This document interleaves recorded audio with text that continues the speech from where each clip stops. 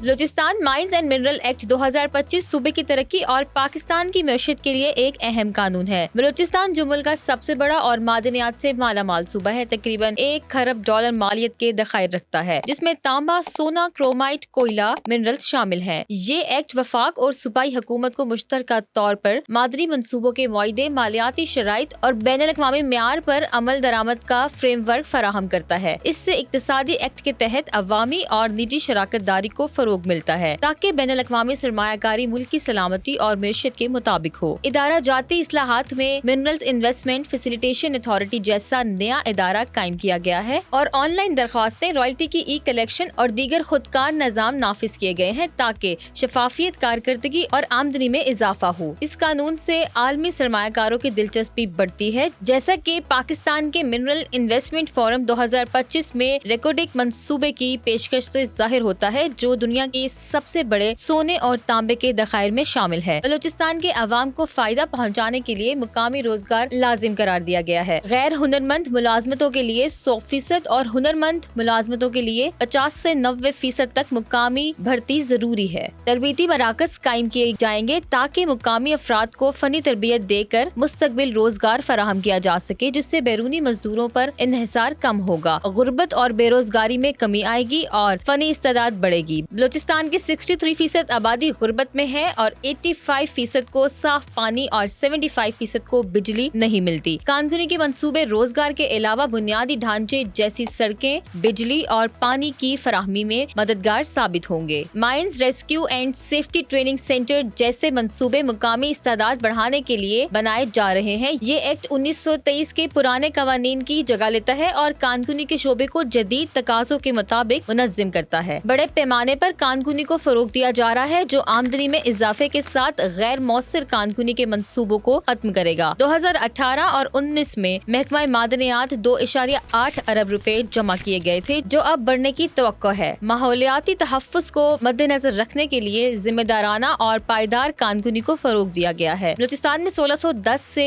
زائد لائسنس یافتہ کانیں ہیں، جن میں کوئلہ، آنکس اور ماربل شامل ہیں۔ جغرافیائی سروے اور معدنی نقشہ سازی سے نئے ذخائر کی تلاش ممکن بنائی جا رہی ہے، جس سے سرمایہ کاری اور آمدنی کے ذرائع بڑھیں گے۔ بلوچستان کا تھتھیان میگمیٹک آرک، جہاں ریکوڈک اور سندک جیسے منصوبے واقع ہیں، عالمی سرمایہ کاروں کی توجہ کا مرکز ہے۔ فی کس آمدنی $1000 سے کم اور غربت کی شرح 63% ہے۔ ریکوڈک جیسے $7 ارب کے منصوبے صوبے کو اقتصادی مرکز بنا سکتے ہیں۔ یہ ایکٹ بلوچستان کو اپنے وسائل پر اختیار دیتا ہے اور وفاق کے تعاون سے بین الاقوامی سرمایہ کاری کے لیے محفوظ ماحول فراہم کرتا ہے۔ کینیڈا میں وفاقی صوبائی فریم ورک بلوچستان کے ایکٹ سے مماثلت رکھتا ہے، جبکہ امریکہ میں SMCRA ایک وفاقی ریاستی نظام ہے جو کوئلے کی کان کے لیے ماحولیاتی اور مقامی نگرانی کو یقینی بناتا ہے۔